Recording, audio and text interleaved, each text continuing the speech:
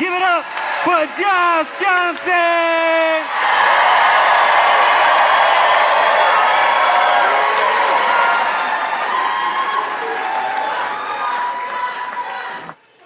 I think that debate is incredibly important. It means a lot if you can take the time to distill all your thoughts, put them up against the thoughts of someone that you don't agree with, and at least come to some common ground, find some basis in reality of at least why the two of you believe what you believe, right? My worry, though, is that every day debate is getting dumber. Like in a way that's not even savable now. I mean, it's one thing for us to disagree about something and then try to talk the thing out as best as possible. But what's happening now is insane. Especially online. I am watching so many people argue if 100 men can beat one gorilla.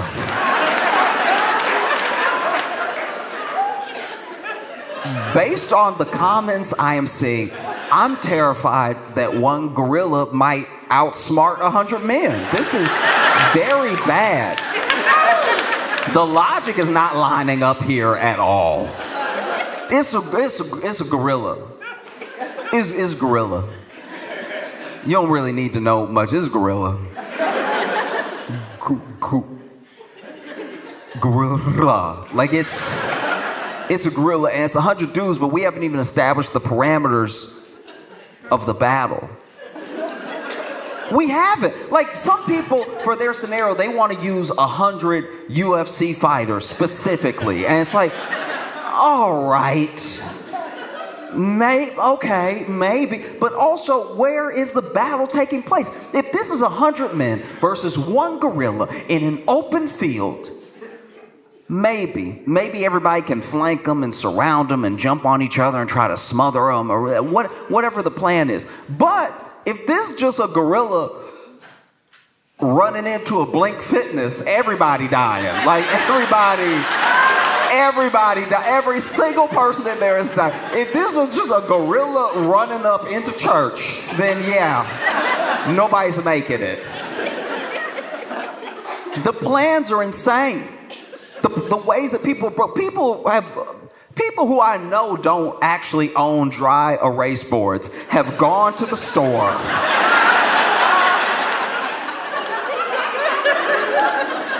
Bought a dry erase board specifically for this purpose. Brought it home and then put it in front of their phone like they just had that in the garage or something. Breaking out the marker, going through the whole thing. And this is what gets me, right? Is that no matter who you talk to, anyone that really believes that these 100 men are gonna beat this one gorilla, no matter who you talk to, everybody is like, all right, look, some of y'all will die. It's like, that's why it's not gonna work. You didn't say us. You said some of y'all, which means you plan on. That's the thing that really gets me, is that you're assuming that 100 men are gonna cooperate. Like you're assuming 100 men are just gonna be like, yeah, you got it, boss. No, you know what I mean? Cooks are gonna be in that kitchen. Probably enough for a gorilla to kill. That's crazy. 100. I've been going, it's been a week. It's been a full week of me arguing with people. I'm like, guys, it's a gorilla. It's a gorilla. Okay. No. This is important. This is important, all right? Because I could tell just by the vibe in here that a couple of the dudes in here are like, nah. I can feel it. I can legitimately feel it. I'm not psyching at all, but I'm looking at you, look at me, and I can see a couple of y'all are like, all right, maybe he can't do it, but somebody been working out all winter. Okay. No, okay, this is important, all right? So, in true crime documentary space. Okay? As men, we've had a rough go of it. Turns out we do most of the killing, okay? We do a lot of the killing. We do a bunch of it. Some would say all, some would say we just haven't caught the women yet. But we do a ton of it, all right? We do an HBO, a Netflix, a Paramount, a Hulu, a Disney Plus amount of the killing, all right? We do all the podcast killing, we do all that, right? And because we do all that, we've been getting a bad rap for a while. There's a lot of people like, ooh, you going to a dinner date with a man? Watch out, girl, right? Like it's just all of us killing all the time. I haven't killed anybody. I've been at home watching these men kill. But said all that to say that in 2024, we got a bit of a reprieve, right? We got a little bit of a stay on our beat down in the media as men, right? Because a documentary series came out called Chimp Crazy, all right? Now, Chimp Crazy is, you may not recognize it as the savior that it is, but you got to remember that in documentary series, all of them, almost exclusively, have been about men being evil and bad and murdering and all this other stuff. And then finally, there was a show called Chimp Crazy, where almost exclusively white women were adopting chimps, letting them get too strong and releasing them into the community. It's like, that's what we needed.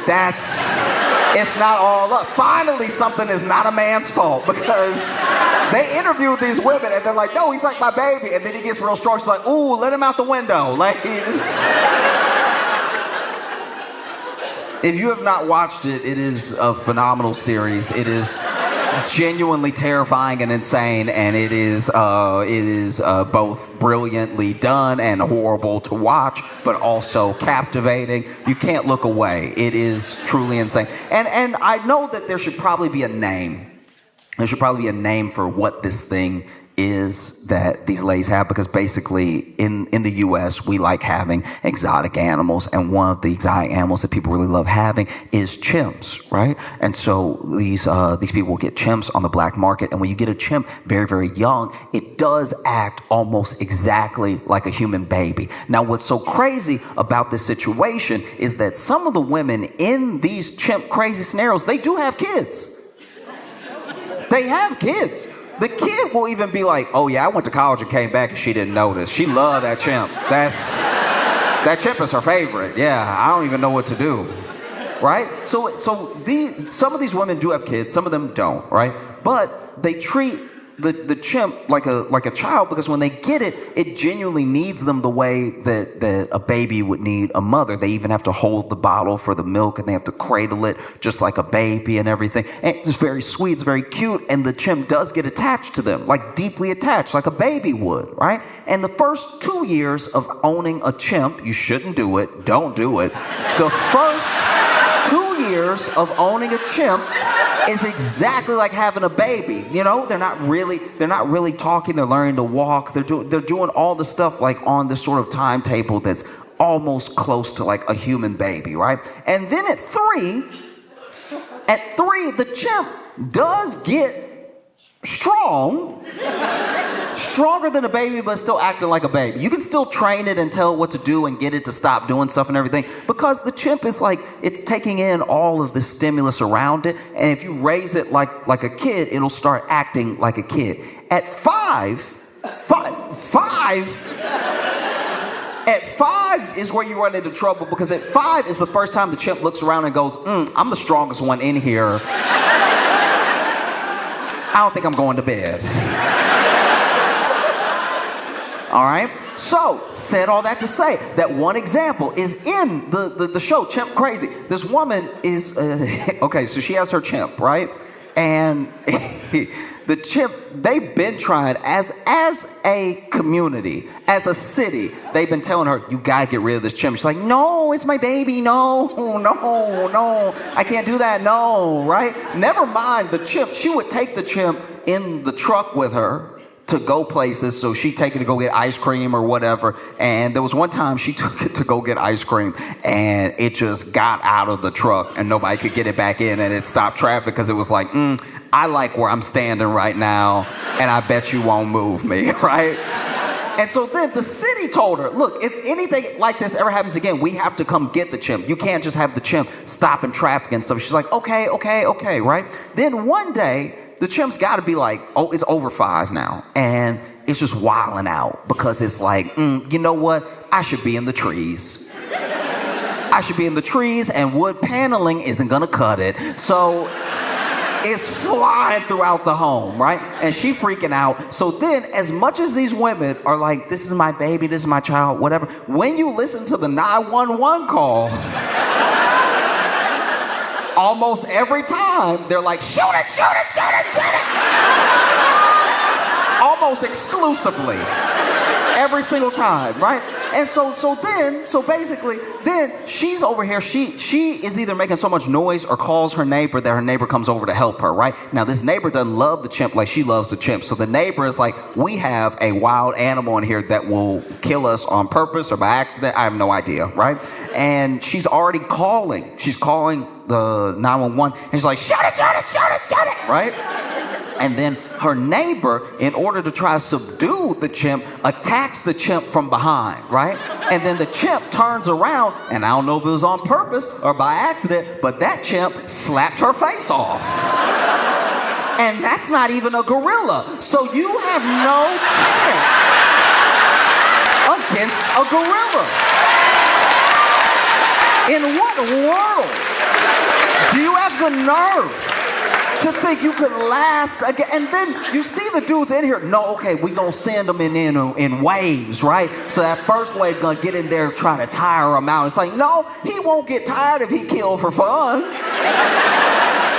If murder is his favorite game, he's not gonna get tired of anything. No. You run it up on that gorilla. Gorilla just grabbed 2 dudes, right? Just grabbed their legs, used them as nunchucks to beat everybody else. They're over here going full Bruce Lee with it.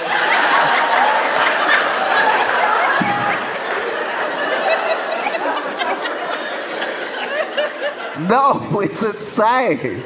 It's an insane premise. No. You're assuming 100 men are going to cooperate, coordinate, execute this plan. You're assuming you don't have a single coward in there.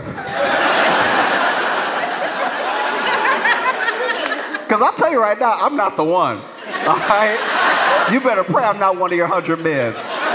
You'll know you shouldn't be jumping the gorilla with me, because I'll be that type. If you ever have somebody in your clique like this, don't do the jumping. If there's somebody like me, it's like, let's get them, fellas. That's a sign of somebody who's about to get you killed, all right? If they say fellas, that's insane. Attack, boys. No. It's true. I'm not that guy. And I'm fine not being that guy too. There's some people that need to prove something to someone all the time. That's not me. I became very comfortable with who I was a long time ago. Even in other situations, you know, I can already tell you right now, when it comes to things getting bad in the world, apocalypse type of stuff, I'll die. Apocalypse, I will be dying. Thank you. You know, I don't know. You know, I had some friends that I went to church with, all prepping and all this stuff like that. I was like, I don't know why are you trying so hard to live if the apocalypse happens. Like, we both think we going to the same place. I'm gonna get there early. Why would I keep fighting? No, that's crazy. I'm not gonna keep fighting after bullets. I can't make bullets, so that's the end of my fighting, right? And I can barely hold a gun at that. I'm gonna miss a lot. So if it's like a zombie apocalypse situation, I'm getting bit, okay? I'm not trying to get bit. I'm not going to offer up my neck or something like that. I just already know that if I'm in a zombie apocalypse situation, when the zombie is coming at me, I'm going to be like, oh, he ain't got no ears, he ain't got no ears, he ain't got no ears, he ain't got no ears, he ain't got no ears, he ain't got no ears. I will not be running. He ain't got no ears, he ain't got no ears, he ain't got no ears, he ain't got no ears. Biting my neck, he ain't got no ears, he ain't got no ears, he ain't got no ears, he ain't got no... No, if there's a zombie apocalypse, I'm a zombie immediately. You know, I feel like I wouldn't even zombie right. If I'm really being for real with you, I don't think I would do it. I don't think I would zombie like in a way that made my family proud.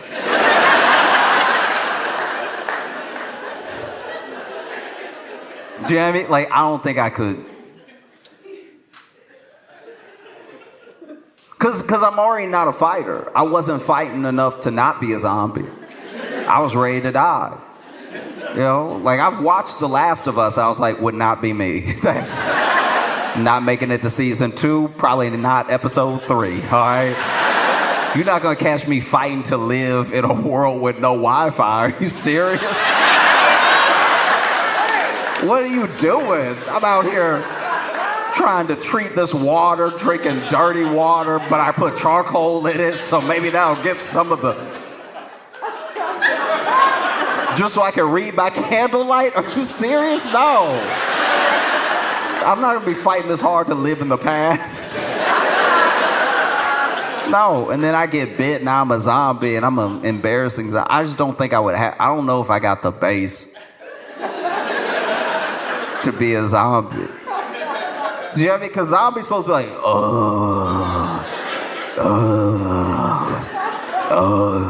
right? I don't know what it is. I feel like I would just be like, ah! Like,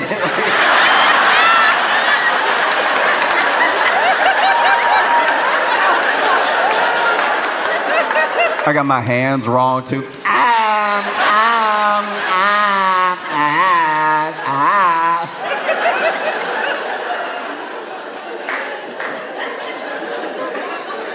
Zombies don't even want to hunt with me. They're like, ugh.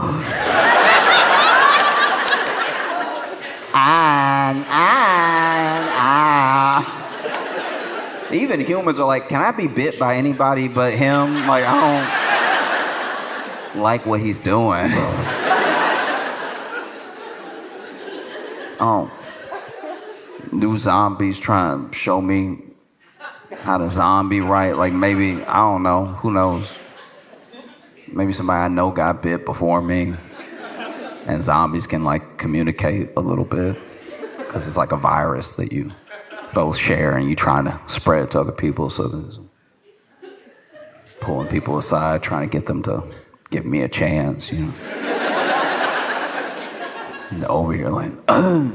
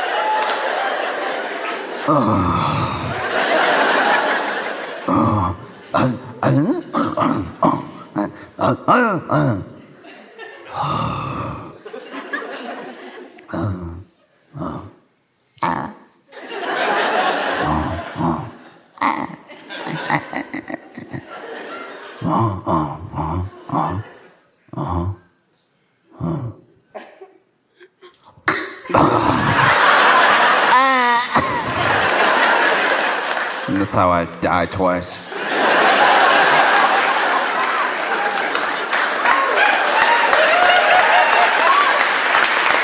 Like, all I'm saying, all I'm really trying to say is that I'm not like a survivor in that way, you know? And so if it's me and 99 other people, it is up to those 99 other people to take out this gorilla. Because the other thing, even when you have a plan, famously, Mike Tyson said everyone has a plan until they get punched in the face. In the case of a gorilla, everyone has a plan until they get their whole face slapped off. Because even if we're all charging in, let's get them, fellas. Even if we're all rushing in, right? And we're boot to boot, side by side. You're there to protect the man next to you, and you're running in with everything that you have. We will, out of instinct, stop the first face that comes on. We will be like, ooh, just that hesitation alone, 3 more of us died. Just that, ooh, you can't even have that.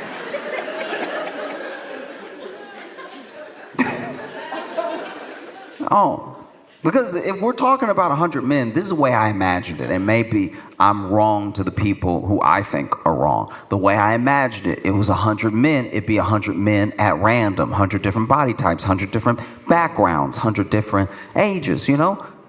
So I think you're rushing in with 100 random men. If you even have a plan, if you really think you can pull this off, right? I think you still have to take into account who you're going to have by virtue of that randomness. Like, I think out of 100 men, you're going to get at least 9, maybe as high as 13 actual martial arts practitioners. People who actually know how to fight. And actually knowing how to fight may not save you, because you got to remember, men lose fights to men.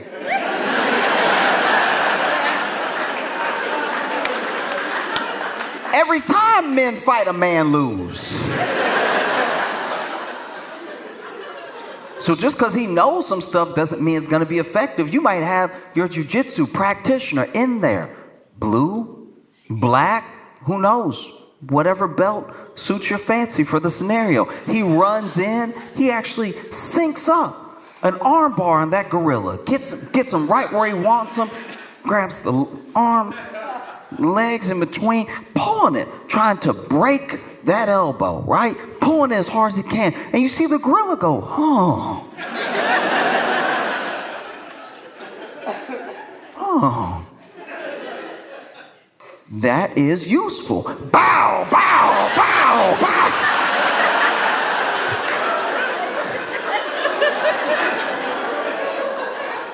Now you just made the gorilla a gauntlet to beat the rest of us with. You know? Get a Muay Thai fighter in there. Ooh. Muay Thai with the short, close combat. That's where you get the elbows in, where you get the knees in, right? And maybe he gets that gorilla right where he wants him, jumps up, wraps his hands around the gorilla's head, goes for that knee, right? And then the gorilla's like, that knee was delicious. Turns out knees are my favorite flavor. I will be attributing that to the rest of my combatants. You might have somebody in there. Ooh, somebody well-versed, potentially a master of kung fu. And we're talking old-style kung fu, the things they made the movies of, right? He'll be a great distraction. You have him off to the side. Hey, gorilla!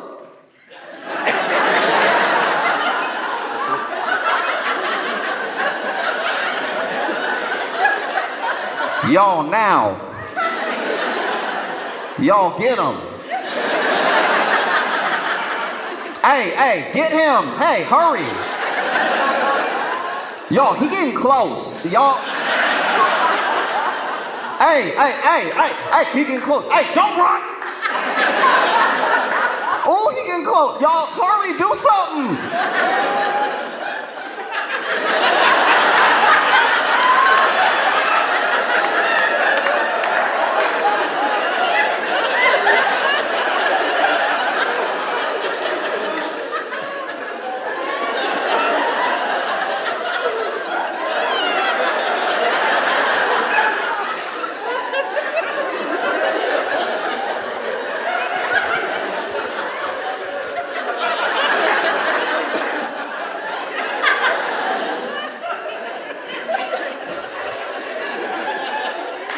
The last half was in heaven because he died away, like halfway through that. Because there are people who don't want to believe that individuals like this exist, but they do. They do.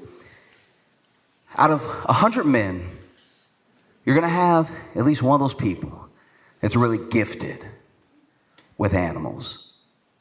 And I don't mean, by the way, like a vet. I mean gifted with animals the way that they make TV shows about those people. You know those dog people? Those dog whisperers? They make the whole TV show. You don't know what, he doesn't actually train you in what he doing. He just knows how to do it. You know, dog acting all bad and everything, and then he whisper in the dog's ear, and you can't tell what he's saying, he's just sort of making noises. But the dog is like, ooh, you cooking, okay. Yes, that does make sense. I should stop biting people in the face, yeah. For every 100 men, I believe, personally, you will have one Doolittle. You'll have one guy that can really communicate with an animal. There are people, and there are animal people. And he is the most animal person. He is an animal person squared, right? He just knows something, connection to nature. There's something intuitive there.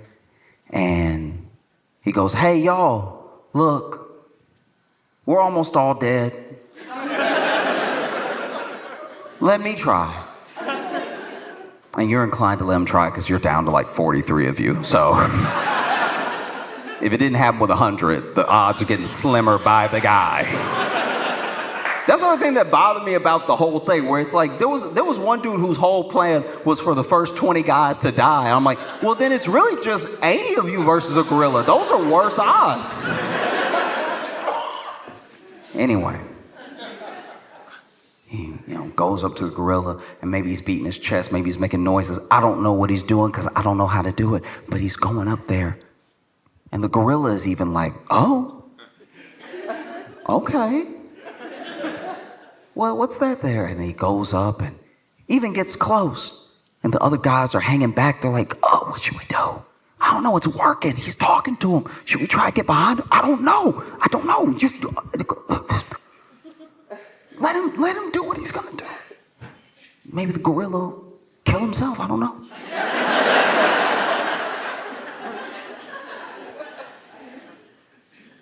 He goes up to the gorilla and he's communicating in whatever shared language, shared motions, movements that they have. And he tells that gorilla, hey, look. It's about 43 of us left. Kill everybody but me.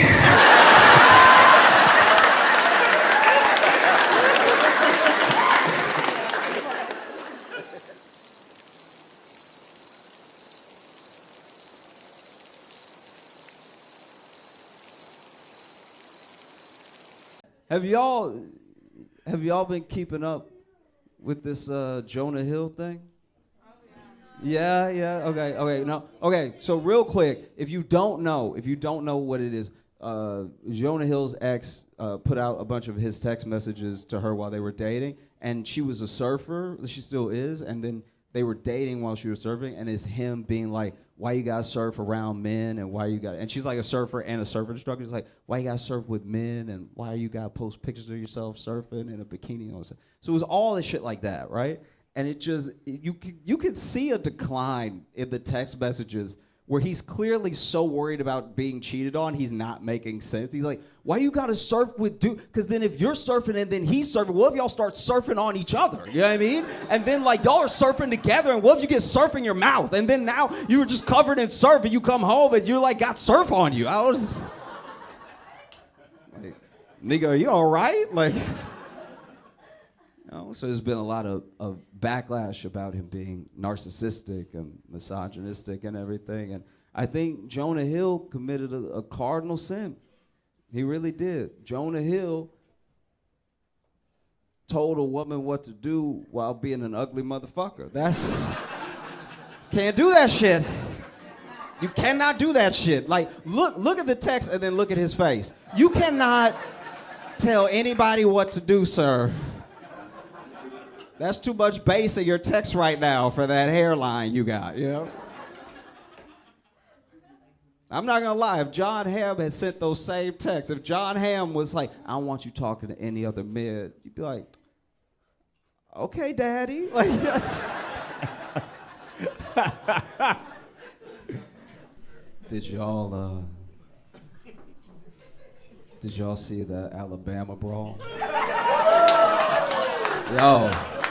Yo, who knew Wakanda was in Alabama? That was crazy. You know, that was wild. So many people came out of nowhere. That shit was like Black January 6th. That was like, that was crazy. If you didn't see the video, if you don't know what I'm talking about, I'll explain it really quick. Basically, there was this one guy. He was an employee of the place, right? And he was like asking these people to move their boat, you know? So it was a black employee, but he was asking these people who happened to be white that had the boat to move their boat, and they wouldn't move the boat. I don't even know if this part is true, but I heard that the riverfront boat that was waiting to dock had been waiting for like 40 minutes because these people refused to move, right? So finally he just keeps going, like, "You gotta move the boat, you gotta move the boat." They get out of their boat, they're cursing at him, and he's not backing down. He's like, "You have to move the boat, I work here, you have to move the boat." And then they just keep cursing at him. Finally they put hands on him, and then they start fighting him, and he did his best. He held his own for quite a while. So it's not like they beat his ass, but they were clearly ganging up on this dude, right? And, you know, a lot of people, as soon as they saw the video, they got upset. I got upset when I thought it was going to bum me out, just seeing like 5 white dudes ganging up on this like middle-aged black dude and everything. And some people were upset about the racial part immediately. But I'm not going to lie, I was distracted. I wasn't. I didn't hate these people because they were ganging up on them and they were white. I hated them because they had a boat. You know what I mean? This isn't just a race thing. These rich fucks with a boat are trying to beat up a working class person. Is insane. You know, made me furious. And then they started fighting them, and then like other people came. And, you know, a lot of black people already saw what was happening. So then when the riverfront boat docked and other black people who saw what was happening, they all just swarmed. It looked like, like that one episode in Game of Thrones where, you know, they were losing, but then just more just came down the mountain. It was like, I was like, God damn, okay, wow. Send in the troops, apparently. I should back up. When the fight started, the initial fight where the dude was getting ganged up on, he just threw his hat. Just threw it, and that almost felt like a signal. That was, as a black person, I didn't know that was our call to arms. I didn't know this was like, oh, okay, all right, we go now. That was wild to begin with. Then it was crazy because then so many people swarmed in, it turned into a huge brawl, and I don't know if you saw a video, but there was one person that wanted to help when they saw him getting jumped so badly. that this nigga swam.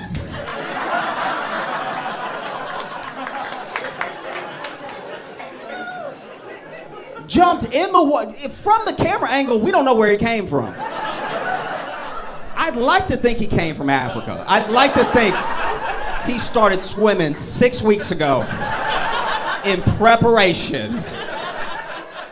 Because look, if you know, the history of black people swimming, especially in the South, you know that we're not known for it. You know what I mean? And so I'm not gonna critique his swimming because I was just happy to see another black dude swim. That's just, every one of us swimming is a W, okay? But I do have to comment because he wasn't swimming normal.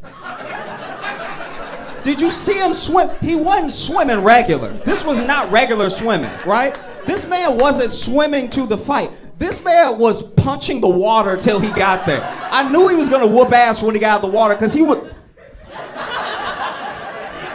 I've never seen someone punch water till they got to their location. That was so crazy. Go back and watch the video. This man punching with horsepower. Like, I've never seen anything like it. And then he gets out of the water, starts whooping ass, everybody whooping ass and everything. So you know that those white people, when it started fighting, then started more fighting, you know they were relieved when the cops got there, but they must have been conflicted because half the cops were black. Like that's a situation where even when the cops arrive, you're like, ooh, whose side are you on? Because I was kind of doing a thing before you got here. You know what I mean? Honestly, that's what's so wild. Because I think also, I've tried to put my mind I've tried to put myself in the mind of each person that was in the video in a way. Do you know what I mean? Because that's a terrifying thing. To get jumped is a terrifying thing. Then the person swimming. Then I'm just trying to think about every angle that I could think about it from. I'm not gonna lie. That must have been a huge surprise because you out here ganging up on this one dude with your buddies, and then before you know it, there's just like 50 black people. That's Listen, I'm telling you right now, let's say y'all just blinked, and when you opened your eyes, there were 50 black people behind me. I'm not even saying you'd be scared, but you'd be surprised.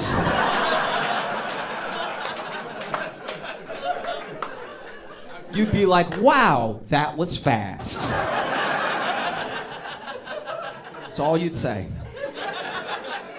You know? Because that's the thing. That's, I think, the strangest part, one of the weirdest parts, like when you start watching the video, let's say you start watching the video, you had no context, nobody told you what was gonna happen, you hadn't seen any of the memes yet. The craziest thing about what happens is that, especially as a black person, I think some people are curious why black people have been memeing the shit out of it and everything. It's because if you know the South and you know the history of 5 white guys ganging up on a black guy and how that usually goes, you know, especially when they have enough money for a boat. Usually doesn't turn out well, you know what I mean? And so this was a different thing. This is a different outcome than we've ever really seen before, you know? Because I'll be honest with you. Let's say we're in a different time and there's no camera phones and they were able to leave before the cops got there. They would have just beat up that dude and left, you know? And that's my thing where it's like, okay, yeah, whoop their ass, we all laugh, we all celebrate, whatever, but like, fuck up that boat. Like, fuck up the... What are you doing? Like, bust up the bow or something. Like, rip a rudder out, please. I do think that would hurt them more than the ass whooping. They just be standing there and looking like skippers. Not the boat!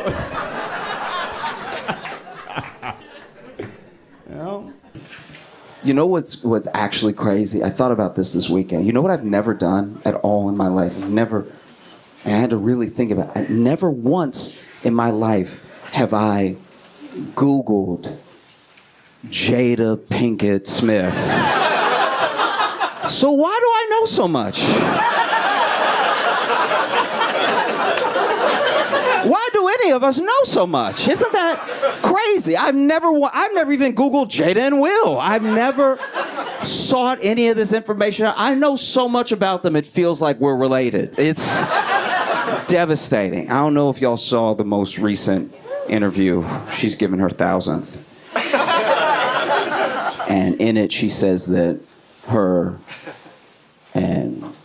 she says so many things. First of all, she said that she sold crack when she lived in Baltimore, which is like believable. That's a very entry-level job in Baltimore. That part I was like, and? But then she also said her and Will have been separated for like 7 years. Which, what? She also said that Tupac is her soulmate. It's like she's going out of her way to hurt Will's feelings now. This is really insane. Tupac is your soulmate. You've been married for decades. My soulmate's a guy from the 90s. And the more I think about it, and the more I listen to Jada talk, the more that I'm convinced that Tupac died to get away from her. Like, I feel like...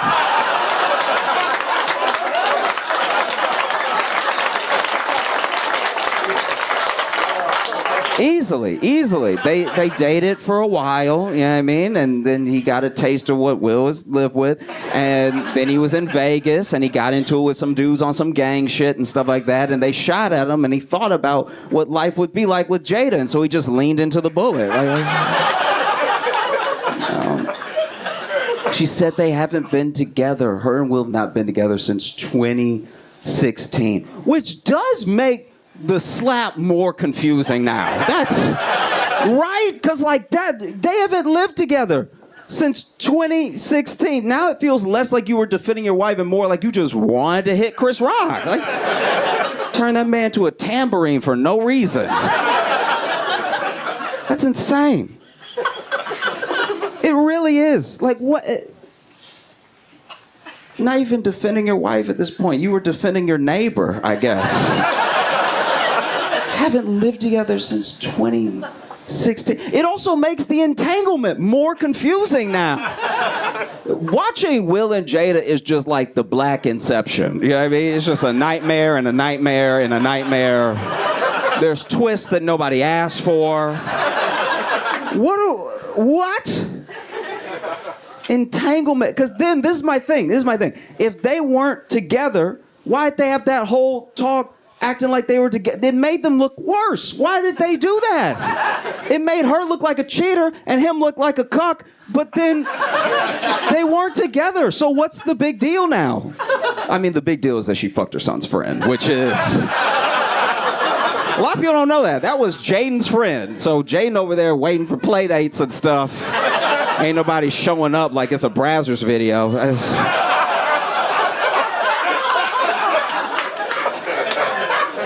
It's so chaotic.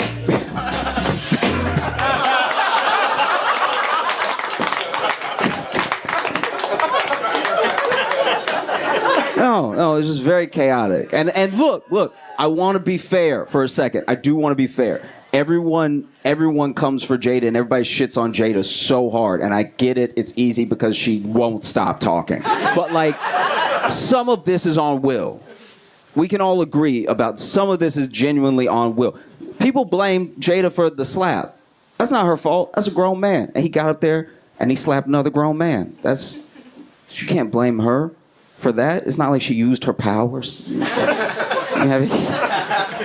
And people blame a lot of the marriage stuff on just Jada. Will is also married to Jada. You know what I mean? He could get a divorce if he wants to, but he doesn't want to. He does not want, and if you pay attention to the interviews, he said it. Divorce is not an option. He'd rather them live as single people and still be married than to get a divorce. Which is weird. It is weird. I understand. For a long time, they were the symbol of black love, especially in Hollywood, right? And that's a symbol that he carefully curated that maybe she didn't want to be a part of, but it's one of the reasons he can't let it go, because it's a failure that he will not accept, right? But to just live as two single people but still be married is weird. It's very odd. Who is it for? It's not for them. They're not together. It's not for us, because now she aired it out. Everybody knows. It's not for the kids, because they're already weird. So who is this for? And like, I mean, it must be rough. I do get it. I have empathy for both of them genuinely, because I think Will, you know, came on strong, wants to make it work and everything, and Jada was just not having it. And a part of me, you know, I'm wrapping up, but just a part of me, a part of me gets it. Because if it's not the life that she wanted, it shouldn't be the life she accepted. That's fair. You're an adult in the world and you make your own decisions and you need to live by them, right? But also, to be fair to her, I don't have a gorgeous millionaire trying to fuck me and marry me. I don't know. It probably seems pretty hard to turn down. I'm not gonna lie. Like if Zendaya walked in here right now and y'all look like you're together, if she told you, bro, if she was like, I want to marry you and be with you for the rest of my life, you'd probably be like, look, I'm in a happy relationship and I found my happiness. I hope you find yours. I'm not saying it'd be easy to say to her. You'd probably say it after I do, but I don't know if y'all saw, but Sam Bankman-Fried was found guilty on all charges. If you don't know who Sam Bankman-Fried is, he's the dude who looked like somebody microwave Shia LaBeouf. He was behind a multi-billion-dollar crypto scandal, and you know, took a lot of people's money. Had a lot of powerful friends, so he could take a lot of people's money. He was found guilty, and you know, he made a serious mistake. He stole money from rich people. Well, when you think about it, it's really all he did wrong. If you steal from the poor, you're gonna be pretty good off. Like, I don't know. This dude is gonna go away for a long time, which is crazy because I don't really understand what he did. But I'm glad he didn't do it to me. I'm like, you ever just, because I never got into crypto because I didn't understand it, so you ever just be so dumb you miss a whole tragedy? You just... Because I saw the whole thing coming. I was having FOMO and everything, and then everybody started losing their money. I was like, maybe it pays to not read sometimes. Maybe it's to my benefit that I have stayed as ignorant as possible on very specific subjects in life. I was having a conversation with a friend from back home, and so many things work in connection together to get me where I am. I saw this article about this guy. I think his name's, I might be mispronouncing it, but Brian Mwende, and he is in Kenya, and he was a lawyer. He was a fake lawyer, and he won 26 cases straight.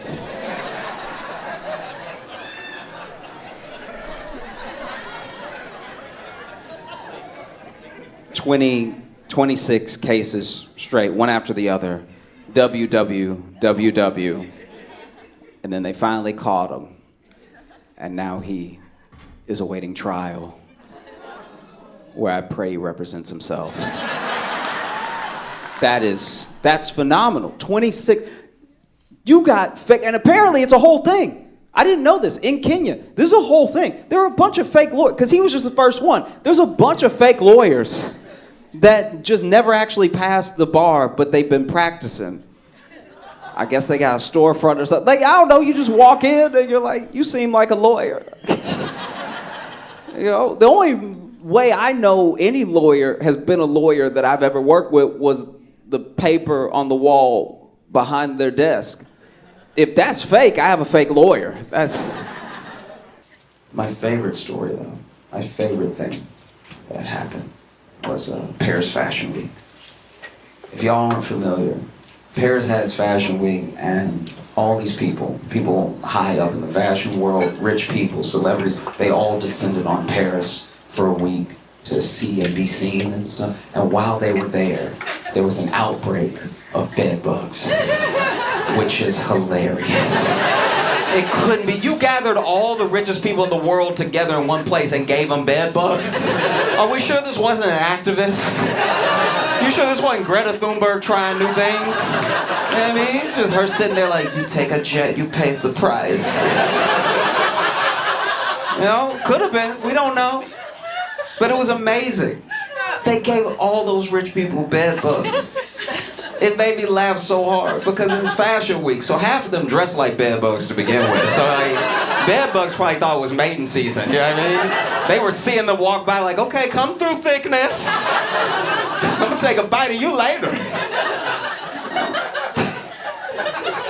But no, people from Fashion Week spoke to the press and the public. People from the local government spoke to the press and the public and everything. And mostly everyone was trying to maintain a sense of calm the entire time, right? We're very sorry that this is happening. This is not a reflection on our beautiful city. We're doing our best to move people. Just please stick with us, right? But there was one person that was my favorite. The deputy mayor also spoke to the public and the press. But when the deputy mayor came out, he was like, it's an outbreak. No one is safe. What kind of leader says no one is safe? We just came out of a global pandemic where no country's leader said no one is safe, even when no one was safe. That's crazy. Then the mayor, because the mayor came out, she was ready. She was like prim, proper. She made me feel reassured, and I wasn't even in Paris, right? And then she got this assistant-ass mayor behind her. No one is safe. She's probably like, get him out of here. It's crazy. No one is safe. Every leader I've ever had has tried to maintain a sense of calm in a crisis. I remember when I was in middle school, in English class. And English class was after lunch. And I had seen this kid at lunch, and he had a nasty-ass lunch. I don't know what it was, but as soon as I saw it, I was like, he gonna be sick. That is disgusting. And so then I sat as far away from him as I could, corner of the classroom. And then middle of class, sure enough, his stomach started bubbling. And we all hear it. He just over here taking notes like... looking at us like, y'all don't hear me, right? It's like, of course we hear you. His stomach is loud as hell. And then in the middle class, he jumps up and runs out. And on the way to running out, because he was very sick, he threw up on the back of like 7 kids' heads. And our teacher said, calm down. I know y'all just got thrown up on. Let me get some towels. It's gonna be fine. She didn't say, no one is safe. You see what I mean? I worked at an Italian restaurant that burned down, right? It burned down, and even as the head chef was trying to put the flames out on his back, no one yelled, no one is safe. We just tried to put this man out. Actually, one of my favorite things about when that happened was, okay, so the chef is on fire, right? Like, and then the line cook ran out to the dining hall where everybody else was, and then just yelled to the whole dining hall, we on fire, motherfuckers! Which is like as informative as it is unhelpful. Like, he's telling them the details, but not enough to get them moving. Also, we are not on fire, just he is on fire. Some of the building is on fire, but mostly as we, it's just him. He on fire by himself, right? And so no one knows what to do, because even if someone ran in now and was like, we on fire, motherfuckers, you wouldn't immediately jump up and run. They looked at him and they were like, so is he on drugs or what's And it wasn't until the chef ran out behind him out the door with a couple flames still on his back that everybody cleared out. He yelled, we on fire, motherfuckers. He didn't yell, no one is safe. What would even possess you to put the words to get to the public, no one is safe?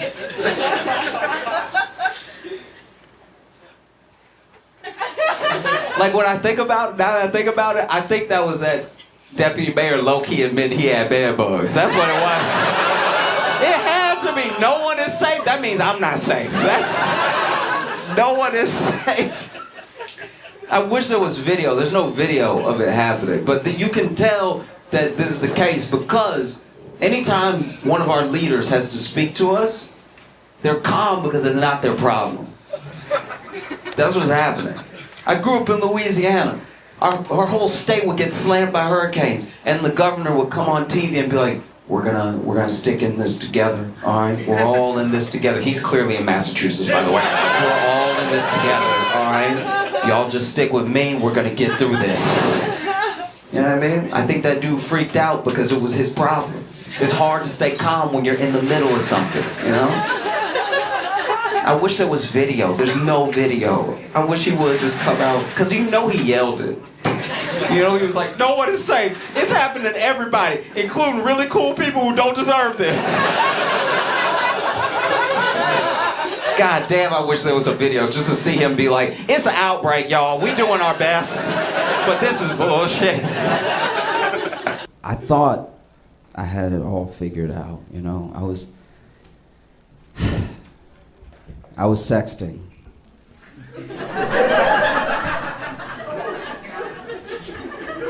And sexting's a very precarious situation. You want to make sure you're sexting at the right time, you know? Because if it's like 8 o'clock, you still got other people texting you, you know? You don't want to accidentally send a text that's incoming to somebody because you opened the thing, you know what I mean?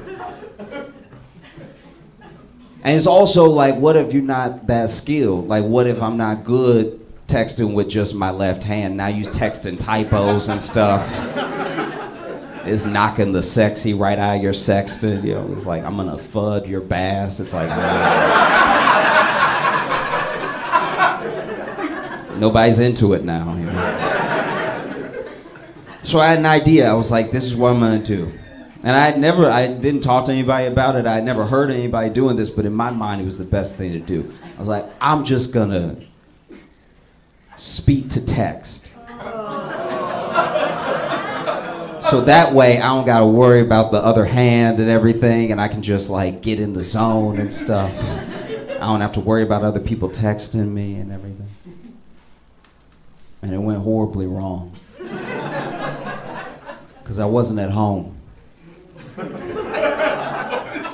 I was at my childhood home. So I was in my room, but it wasn't my house, you know?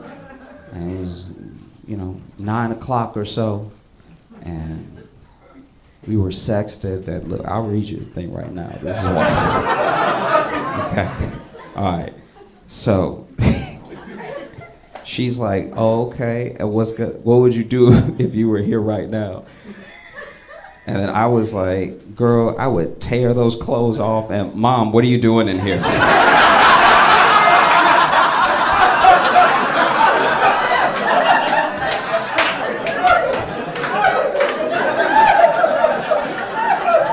Mom, I had the door closed. You can't just open the door. I was just coming to see if you wanted dinner.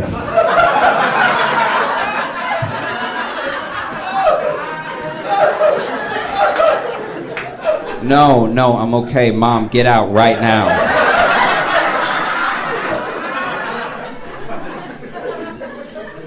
Boy, how you gonna tell me to get out somewhere in my house?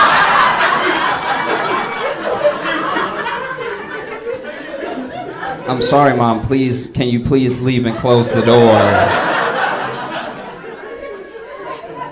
You know we don't have closed doors in this house. Which is true, that's a very like black family thing of like you not closing the door in my house. What you up to in there? And I was like, Mama, please leave, please, please leave. And she was like, all right, what's the big deal? I was like, nothing, Mom, just please, please get out of here.